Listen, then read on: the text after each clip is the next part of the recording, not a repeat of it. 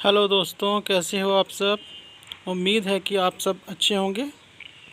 तो दोस्तों, जैसा कि आप देख रहे हैं इस वीडियो में, आज हम जिस पौधे की बात करने वाले हैं, जिस पौधे के केयर के बारे में हम कुछ टिप्स देने वाले हैं, वो पौधा एक बहुत ही सुंदर पत्तियों वाला, ग्लोसी पत्तियों वाला पौधा है, जिसे हम रबर प्लांट के नाम से जानते हैं। देखिए, आप वीडियो में देख रहे हैं कितनी ग्लोसी और सुंदर चमकीली पत्तियां हैं इसकी। और ये जो है अपनी पत्तियों की वजह से ही बहुत सुंदर लुक देता है, और इसकी पत्तियों की सुंदरता की वजह से ही इसको जो है घरों में लगाना पसंद किया जाता है। ये देखिए, मैं चारों तरफ से आपको घूम घूम कर दिखा रहा हूँ। इसकी जो लुक है बहुत ही सुंदर लुक है। दोस्तों, ये एक बहुत हार्डी पेरिनियल पौधा है, जो कि बहुत ही आसानी से लग जाता है, ज़्यादा स्ट्रेस में नहीं जाता। इसको लगाना और इसकी जो केयर है वो बहुत ही आसान है। इसकी जो ग्लोसी पत्तियां जो हैं सभी को अपनी ओर आकर्षित करती हैं, और प्रत्येक व्यक्ति जो है इसे अपने घर में लगाना पसंद करता है। तो दोस्तों, अब हम बात कर लेते हैं कि जो रबर प्लांट है ये किस प्रकार का प्लांट है।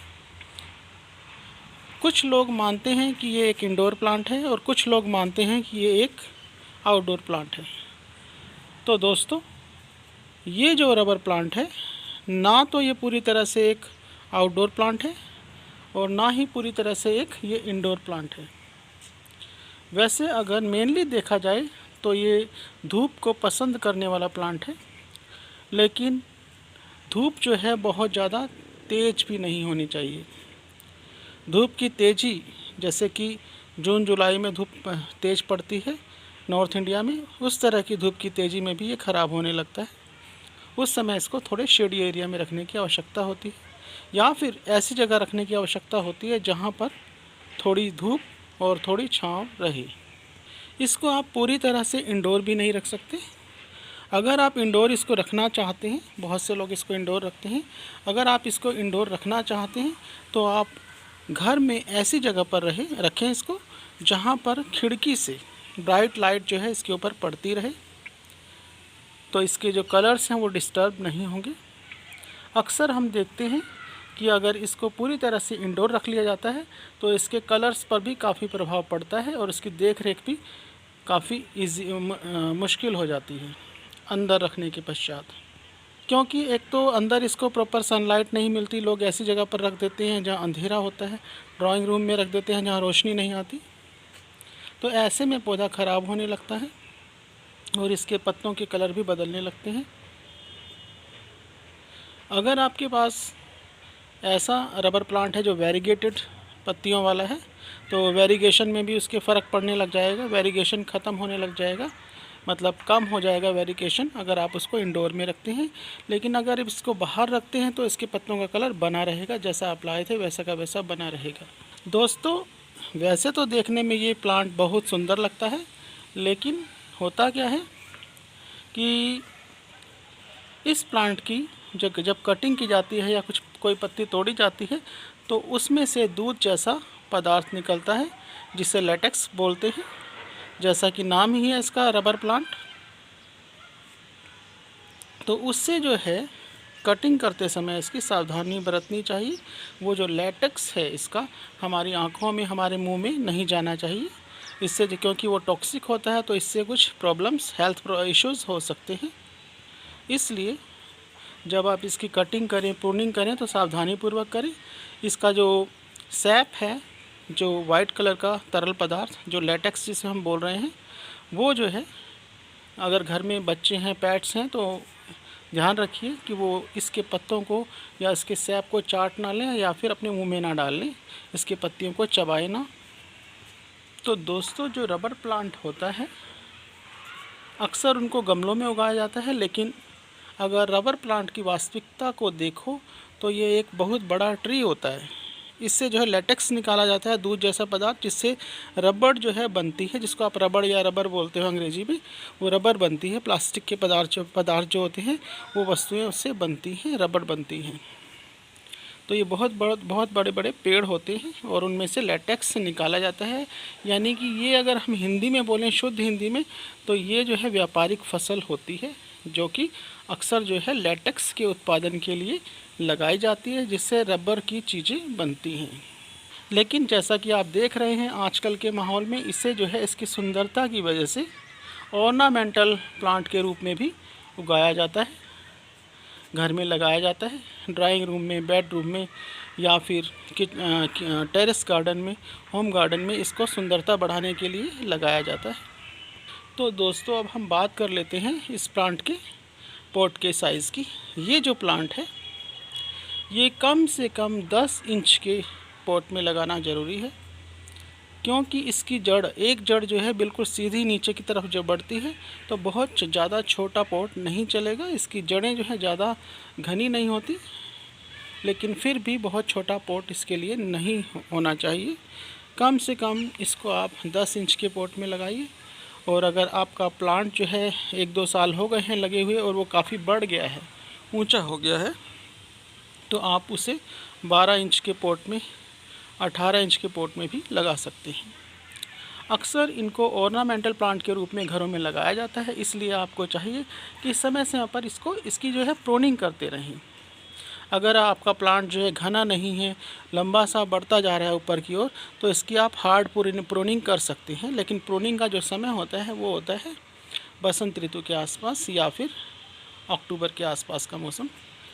जब आप प्रोनिंग करें तो इसके जो है नई ग्रोथ भी इसमें से निकल सके। अगर आप ठंड में प्रोनिंग कर देंगे या बहुत गर्मी में प्रोनिंग कर देंगे, तो क्योंकि उस समय ये पौधा स्ट्रेस में होता है, इसलिए ये अपना नई ग्रोथ नहीं निकाल पाता।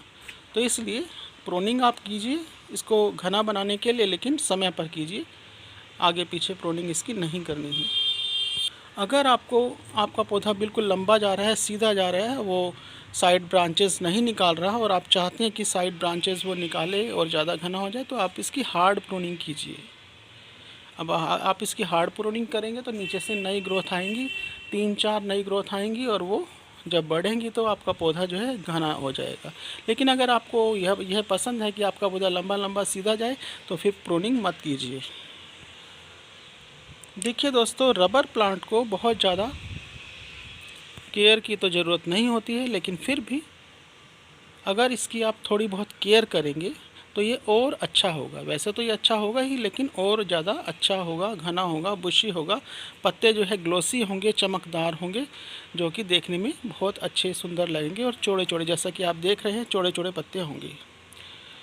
इसमें जो है आप 4 प्रकार का लिक्विड फर्टिलाइज़र डाल सकते हैं। सबसे पहला जो है आप बनाना पील फर्टिलाइज़र इसमें डाल सकते हैं। जैसा कि आपको बार बार वीडियोस में बताया जाता है, बनाना के जो छिलके होते हैं, उन छिलकों को 2-3 दिन के लिए पानी में भिगोकर रख दें, और उसके बाद उस पानी को फ्रेश वाटर में डाइल्यूट करने के पश्चात पौधों की जड़ों में डालें, तो पौधे बहुत अच्छे से ग्रो करेंगे। इसी विधि से आप ऑनियन पील फर्टिलाइज़र, मस्टर्ड केक फर्टिलाइज़र और ग्राउंड नट केक फर्टिलाइज़र भी बना सकते हैं, और पौधों की जड़ों में डालकर बेहतर रिज़ल्ट प्राप्त कर सकते हैं। तो दोस्तों, अब बात कर लेते हैं रबर प्लांट के पोटी मिक्स के बारे में। इसका पोटी मिक्स बनाने के लिए एक पार्ट इसमें जो है गार्डन सॉइल, उसका 30% रिवर सैंड, और उसका 30% आपको कोकोपीट डालनी है, 1 मुट्ठी नीम खली, और इसके अलावा आप 1 चम्मच फंगीसाइड पाउडर भी डाल सकते हैं। अगर आपके पास फंगीसाइड पाउडर उपलब्ध नहीं है तो आप इसमें 1 चम्मच दालचीनी का पाउडर या फिर टर्मरिक पाउडर यानी कि हल्दी का पाउडर डाल सकते हैं, और इस तरह से इसके पोटी मिक्स को बहुत अच्छे से मिक्स कर लें। इसके पोटी मिक्स को अच्छे से मिक्स कर लीजिए, और उसके पश्चात उसमें जो है आप इस प्लांट को ग्रो कीजिए, तो ये बहुत अच्छे से चलेगा, और इसकी जड़ें जो है सड़ेंगी नहीं, जिसे हम कहते हैं रूट रॉट का शिकार नहीं होगा पौधा। और जब रूट्स इसकी अच्छी डेवलप होगी, अच्छे से चलेगी, जम जाएगी, तो पौधा भी ऊपर से भी काफ़ी ग्लोसी अच्छा लुक प्रदान करेगा और बहुत अच्छा सा चलेगा। अगर आपका पौधा हेल्दी होगा तो अपने आप ही इसकी पत्तियों का लुक भी बहुत ही अच्छा आएगा। तो दोस्तों अब बात कर लेते हैं रबर प्लांट में वाटरिंग कितनी और कैसे की जानी चाहिए। देखिए, इसमें वाटरिंग जो है आपको केवल तभी और तभी करनी चाहिए जब इसकी जो मिट्टी है पूरी तरह से सूख जाए। अगर आप रबर प्लांट में वाटरिंग और वाटरिंग डेली वाटरिंग करते रहेंगे, ये जो प्लांट है ये तब भी रूट रॉट का शिकार हो जाएगा। इसकी जड़ें जो हैं पानी की अधिकता की वजह से गल जाएंगी और पौधा ख़राब होने लगेगा और अंत में मर जाएगा। इसलिए आप इसमें पानी जो है केवल तभी डालें जब इसकी जो मिट्टी है पूरी तरह से ऊपर से सूखी हुई आपको नज़र आए। कोशिश करें कि आप सर्दियों में, जैसे कि अब नवंबर का महीना है, दिसंबर में और ज़्यादा सर्दी पड़ने लग जाएगी, तो सर्दियों में आपको क्या करना है, इसमें जो है 5-6 दिनों में एक बार पानी इसको देना है। और अगर धूप नहीं निकल रही तो हफ्ते बाद आप पानी दें इसमें। और गर्मियों में भी अपनी पानी की रिक्वायरमेंट के हिसाब से मिट्टी को चेक करके आप पानी इसमें दे सकते हैं। 1 दिन के अंतराल पर, नहीं तो 2 दिन के अंतराल पर पानी दे सकते हैं। यानी कि कहने का मतलब ये है कि इसकी पत्तियां मोटी होती हैं, इसमें ऑलरेडी जो है पानी होता है, तो इसलिए पानी की इसको बहुत ज़्यादा आवश्यकता नहीं होती। वैसे भी ये जो है सैप जैसा पदार्थ निकालता है। जितने भी ऐसे पौधे होते हैं जिनमें से सैप निकलता है, लेटेक्स टाइप पदार्थ निकलता है, उन पौधों को ज़्यादा जो है पानी की ज़रूरत नहीं होती, इसलिए उनमें पानी संभल कर ही डालें। तो दोस्तों, अगर इस तरह से आप अपने रबर प्लांट की केयर करेंगे तो आपका पौधा जो है बहुत ही हार्डी और बहुत मजबूत बना रहेगा और बहुत सुंदर सुंदर इस पर पत्तियां लगेंगी।